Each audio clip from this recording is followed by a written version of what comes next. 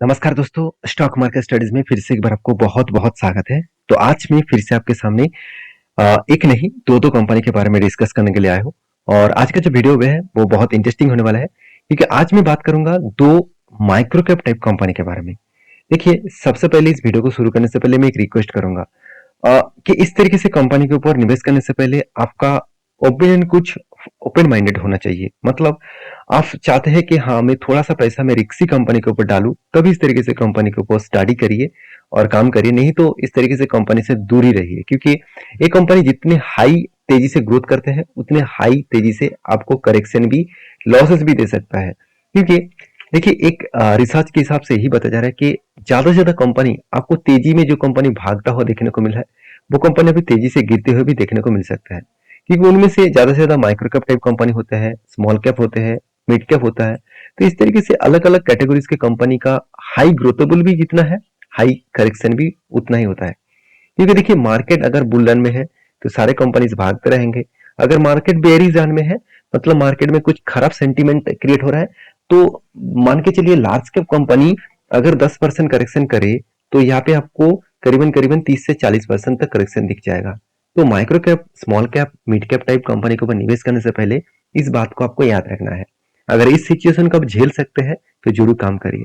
तो यहाँ पे सबसे पहले क्वेश्चन आएगा कि सर माइक्रो कैप जो कंपनी है, तो वो कंपनी का मार्केट कैप तो बहुत छोटा है, तो रिस्क भी बहुत ज्यादा होते हैं। क्या इस तरीके से कंपनी के ऊपर निवेश करना है?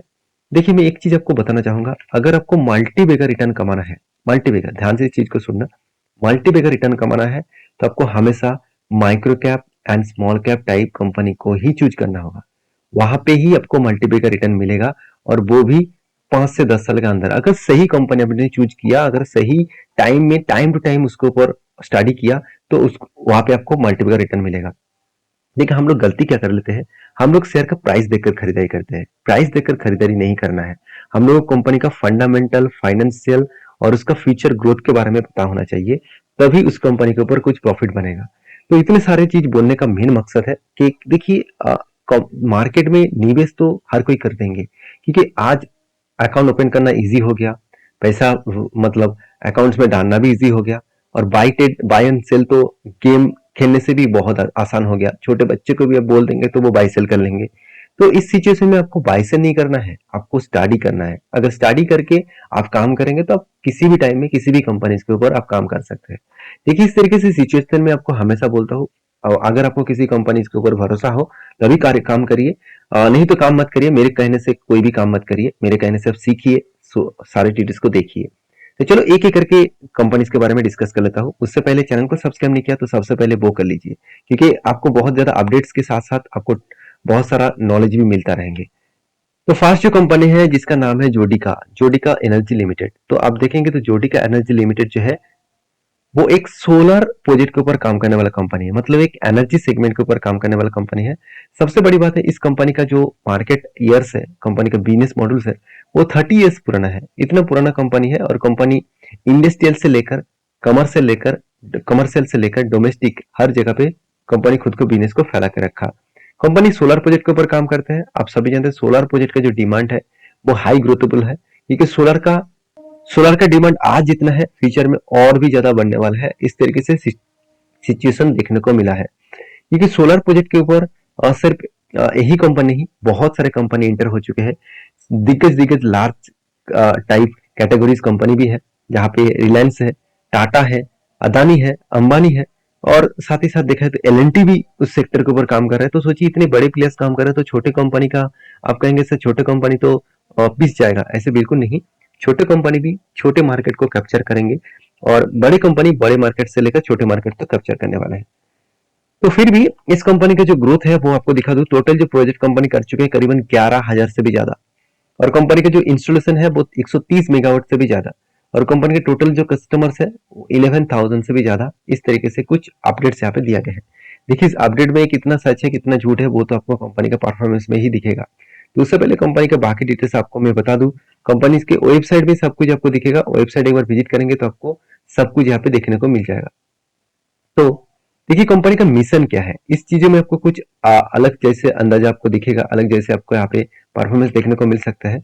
मैं इसको इसके बारे में चर्चा करूँ, देखेंगे to provide a world class clean energy solution at at most affordable cost by the मतलब कंपनी ये बता रहा है कि कंपनी सस्ते दामों में वर्ल्ड क्लास जो एनर्जी सेगमेंट है उसको कस्टमर को प्रोवाइड करने वाला है। इसका मिशन यही है।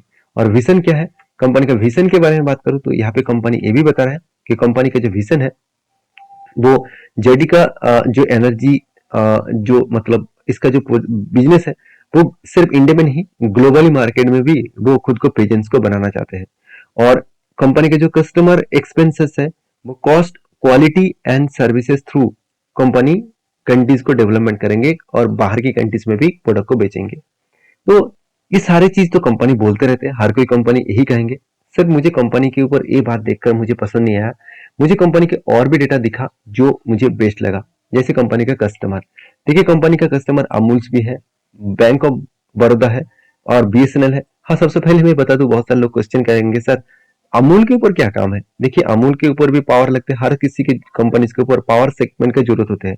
तो हर कोई कंपनी भी क्या कर रहा है, पावर का जो मतलब कंजम्पशन है वो बढ़ते जा रहा है, उसके लिए पावर का जो इलेक्ट्रिसिटी जो चार्जेस है वो भी बढ़ रहा है।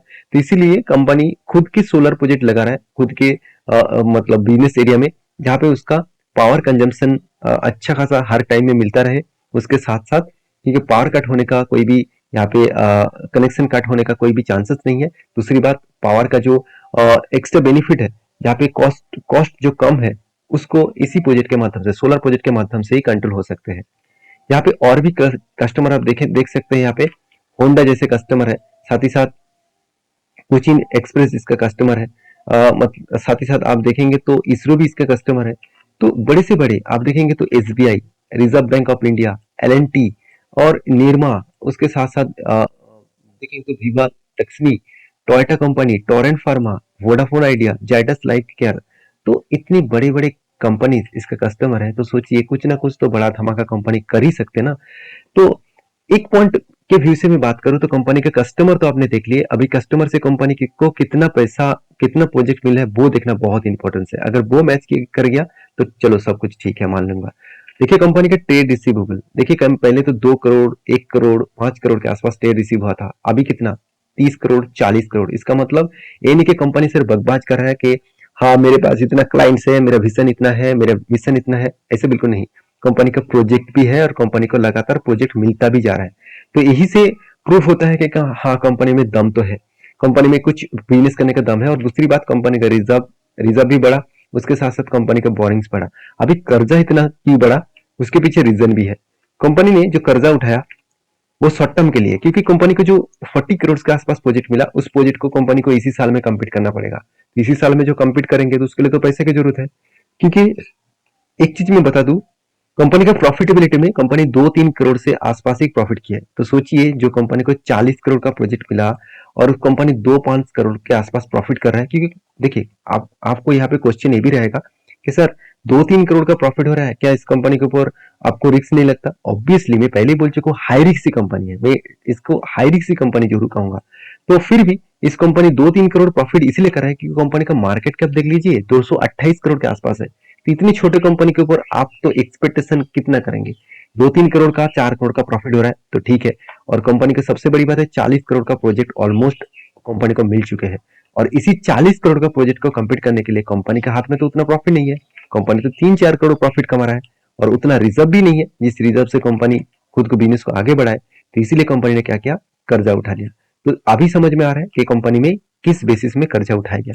तो ये देखिए ये पॉइंट मैं आपके साथ इसीलिए शेयर कर रहा हूँ क्योंकि आपको पता चले कि जो कंपनी के ऊपर आप काम करना चाहते हैं उसमें कितना दम और कितना पोटेंशियल है। हाँ, मान लेता हूँ इस कंपनी का डेप्थ भी है, इस बात को आपको भूलना नहीं है कि ऐसे नहीं कि कंपनी का डेप्थ नहीं है, डेप्थ फ्री है, कंपनी कुछ भी कर सकते हैं। देखिए डेप्थ है, यहाँ पे थोड़ा सा तो रिस्क बनेगा। तो फिर भी डेप्थ को छोड़कर बाकी सारे पैरामीटर्स आपको अच्छा दिखेगा। कंपनी के सेल्स भी लगातार लगातार देखिए बढ़ते जा रहे हैं, ऐसे नहीं कि सेल्स कम हो रहा है। कंपनी के सेल्स भी हो रहा है, एक्सपेंस भी हो रहा है। अभी एक्सपेंस कैटेगरीज में आपको दो चीज आपको देखना चाहिए, कंपनी का एक्सपेंस कहाँ पे ज्यादा हो रहा है। देखिए मेटेरियल कॉस्ट में ज्यादा एक्सपेंस हो रहा है तो ठीक है। कंपनी का अगर एम्प्लॉय में ज्यादा खर्चा आप कंपनी अगर कर रहा है तो सोचिए उस कंपनी में कुछ ना कुछ गड़बड़ी है। उसका मैनेजमेंट टीम अच्छा खासा मतलब सैलरी ले रहा है, अच्छा खासा उसको एम्प्लॉयज को सैलरी देना पड़ रहा है, जिसके चलते कंपनी बर्बाद हो सकते हैं। ऐसे बहुत सारे कंपनीज के बारे में मैंने चर्चा किया हूँ, जहाँ पे आपको मैं क्लियर कट बोल चुका हूँ कि अगर एम्प्लॉय कॉस्ट ज्यादा दिख रहा है, हाँ आईटी सेक्टर में एम्प्लॉय कॉस्ट ज्यादा दिखेगा, कोई भी मैन्युफैक्चरिंग कंपनी में अगर एम्प्लॉय कॉस्ट ज्यादा दिख रहा है तो सोचिए उस कंपनी के ऊपर कोई ना कोई नेगेटिव पॉइंट्स जरूर है, और कोई ना कोई नेगेटिव पॉइंट्स आपको जल्द से जल्द देखने को मिलेगा। तो एज ए इन्वेस्टर प्रोमोटर से लेकर पब्लिक को ही दिखेगा, बाकी कोई भी इंस्टीट्यूशन यहाँ पे अभी फिलहाल के लिए एंट्री नहीं लेंगे, क्योंकि कंपनी अभी माइक्रो कैप टाइप कंपनी है, इसको आपको याद रखना है। तो रही बात कंपनी के चार्ट पैटर्न का, तो कंपनी देखिए पहले तो उतना शानदार परफॉर्मेंस नहीं करा था, कोविड के सिचुएशन के बाद सोलर प्रोजेक्ट का एनर्जी लेवल्स कुछ अलग लेवल में धमाका दिखा, उसके बाद देखिए एक लंबा जर्नी हुआ। तो कंपनी के मैं कोविड के टाइम से ही अगर मैं इस कंपनी का परफॉर्मेंस देखूं तो ऑलमोस्ट कंपनी 2300% का रिटर्न दिया। तो 2300% क्या आपको कम लग रहा है? 23 टाइम्स रिटर्न, सोचिए 23 टाइम्स मतलब 1000 रुपया अगर अपनी इस कंपनी के ऊपर निवेश करके रखते तो आज आपका मतलब इन्वेस्टमेंट का कैपेसिटी हो जाता 23,000 के आसपास। तो ये इस चीज को आपको समझकर सीखकर काम करना पड़ेगा, क्योंकि मेरा काम है आपको सारी चीजों को दिखाना, और बाकी समझदार आप है, समझदारी से काम लेना ही आपका काम है, क्योंकि स्टडी करके ही काम लेना, क्योंकि मैं खुद एनालिसिस करके काम करता हूँ और मैं जिस तरीके से एनालिसिस करता हूँ वो मैं आपके साथ शेयर कर रहा हूँ। तो नेक्स्ट जो कंपनी है जिसके बारे में चर्चा करूँ उसका नाम है धर्मराज कॉर्पोरेट गार्ड लिमिटेड।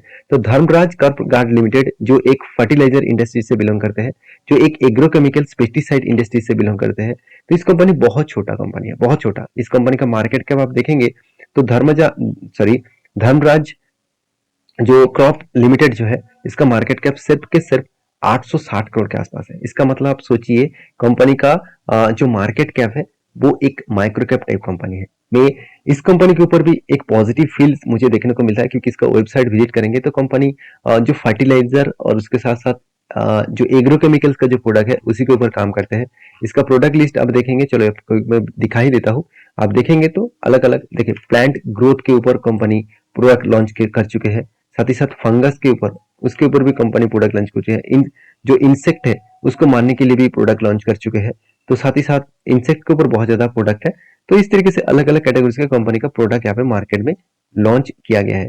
तो कहने का मतलब है कंपनी का प्रोडक्ट ही कंपनी को आगे बढ़ा पाएंगे, और कंपनी सिर्फ इंडिया में नहीं, ध्यान दीजिएगा कंपनी 20 कंट्रीज को, सॉरी कंपनी 20 कंट्रीज को प्रोडक्ट बेच रहे हैं और 60 कस्टमर बेस है, अप्रोक्सीमेटली 60 कस्टमर बेस है, और 20 कंट्रीज को कंपनी खुद को प्रोडक्ट को बेच रहा है।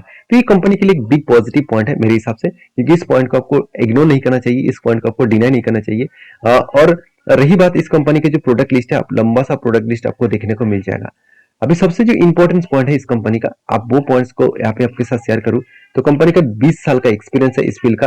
साथ ही साथ कंपनी अलग अलग सर्टिफाइड भी है, और कंपनी 100 से भी ज्यादा प्रोजेक्ट रेंज भी है, मतलब प्रोडक्ट भी बना चुके हैं 100 से भी ज्यादा। और कंपनी का देखिए R&D सेंटर भी है, और कंपनी का डिस्ट्रीब्यूशन नेटवर्क भी है, और साथ ही साथ मैन्युफैक्चरिंग फैक्ट्रीज भी है। तो सब कुछ यहाँ पे आपको दिखेगा, एक एक करके आप क्लिक करके भी देख सकते हैं सारे इन्फॉर्मेशन के बारे में। तो मैं इस कंपनी के ऊपर इसीलिए पॉजिटिव फील कर रहा हूँ, क्योंकि देखिए आप कुछ भी करें, खाने पीने का तो जरूरत हमेशा पड़ेगा, तो उसके लिए तो आपको खाना पीना मतलब कोई भी सब्जी हो, कोई भी मतलब राइस हो, कोई भी चीज आपको उगाने के लिए आपको पेस्टिसाइड का यूज करना ही पड़ेगा, क्योंकि आज जमीन में कोई भी आपको सीड्स उगाना है तो आपको पेस्टिसाइड का यूज करना ही चाहिए, क्योंकि विदाउट पेस्टिसाइड में आप उस मतलब उतना ज्यादा डेवलप नहीं कर पाएंगे कोई भी प्रोडक्शन के ऊपर। तो यहाँ पे इस कंपनी के बारे में पॉइंट ऑफ व्यू से मैं एक ही बात कहूंगा, कंपनी की जो ग्रोथ है वो कुछ अलग लेवल के यहाँ पे ग्रोथ देखने को मिला, जो मैंने आपको ग्रोथ के वेबसाइट से दिखा रहा हूँ। आप देखेंगे तो यहाँ पे देख सकते हैं अलग लेवल का ग्रोथ, मतलब यहाँ पे देख सकते हैं कंपनी का हर साल में सेल्स कितना ग्रोथ हुआ। कभी भी आपको सेल्स में धमाका नहीं दिखेगा। 2023 में तो सारे हाथ पार कर दिया, जो 50 करोड़ 10 करोड़ और 30 करोड़ के आसपास देखने को मिला था, इस बार कंपनी सारे हद को पार कर दिया। 300 करोड़ तक कंपनी का रेवेन्यू जनरेट हुआ, सॉरी नेटवर्क बढ़ चुके हैं, कंपनी का नेटवर्क जो है वो 300 करोड़ तक पहुंच चुके हैं। अभी कंपनी के रेवेन्यूज के बारे में बात करो, देखिए रेवेन्यूज में किस तरीके से ग्रोथ हुआ। 140 करोड़ 2019 में था, उसके बाद 200 करोड़ 300 करोड़ 400 करोड़, अभी 550 करोड़ के आसपास ग्रोथ हुआ। प्रॉफिट के बारे में बात करो तो कंपनी का प्रॉफिट भी बढ़ा, जैसे 2019 में 5 करोड़, 2020 में 10 करोड़, 2021 में 20 करोड़, उसके बाद 2022 में 28 करोड़, 2023 में करीबन 33 करोड़ के आसपास प्रॉफिट ग्रोथ देखने को मिला। तो जब कंपनी का इतना हाई ग्रोथेबल स्टेबिलिटी देखने को मिला, तब क्या उसके ऊपर आपको भरोसा नहीं करना चाहिए? मुझे जरूर कमेंट्स करके बताना। अभी सबसे बड़ी बात है, कंपनी के ऊपर प्रोमोटर के पास सबसे ज्यादा होल्डिंग्स है और 70% के आसपास, उसके बाद रिटेल पब्लिक के पास 25% और बाकी देखिए फॉरेन इंस्टीट्यूशन के पास 4.36% के आसपास। और भी आप देखेंगे तो बाकी जो है वो और कोई दूसरा इन्वेस्टर नहीं दिखेगा, क्योंकि इस कंपनी के ऊपर जो इन्वेस्टर है प्रोमोटर के बाद एफआईएस के कम है और डीएस के पास एकदम जीरो है और पब्लिक के पास अच्छा खासा होल्डिंग्स है। रही बात कंपनी के जो परफॉर्मेंस के ऊपर, तो कंपनी का आरओसी आरओई तो एवरेज के ऊपर है, ठीक ठाक है। मार्केट कैप 800 करोड़ के आसपास है, डेप्थ कम है, इनकम भी अच्छा है और कंपनी के ऊपर देखा जाए तो प्रोमोटर के पास होल्डिंग्स भी अच्छा खासा है। प्रॉफिटेबिलिटी तो मैं पहले ही भूल चुका हूँ। अभी कंपनी के बैलेंस शीट के बारे में बात करूं तो जो चीज मुझे हमेशा देखना चाहिए वो है कंपनी का रिजर्व किस तरीके से बढ़ रहा है और कंपनी का बोरिंग्स में क्या हो रहा है। देखिए रिजर्व भी बढ़ रहा है, कंपनी का बोरिंग्स भी बढ़ रहा है, तो मुझे लगता है यहाँ पे एक ग्रोथ होने का चांसेस ज्यादा है, क्योंकि रिजर्व कई गुना बढ़ चुके हैं कर्जे से और कंपनी का फिक्स एसेट भी बढ़ा। और सबसे जो इंटरेस्टिंग पॉइंट है, जो पॉइंट के बेसिस में इस कंपनी के ऊपर मैं कंटिन्यू कर रहा हूँ, वो है कंपनी का CWIP। अभी CWIP होता क्या है? इसका फुल फॉर्म है कैपिटल वर्किंग इन प्रोसेस। देखिए फुल फॉर्म जानने से कुछ फायदा नहीं है, कंपनी इस डेटा को क्यों दे रहा है और वो भी लायबिलिटीज के हिसाब से। देखिए CWIP सॉरी फिक्स्ड एसेट के हिसाब से, तो उसके हिसाब से बात करूं तो CWIP का मतलब होते हैं कि कैपिटल वर्किंग इन प्रोसेस, मतलब कंपनी खुद का जो कैपिटल है, खुद का जो पैसा है, वो बिजनेस के ऊपर लगा चुके हैं जो अभी प्रोसेसिंग में है। मान के चलिए आप एक ड्रेस मेकिंग कंपनी ओपन करके रखा है जहाँ पे आप ड्रेस बनाते हैं।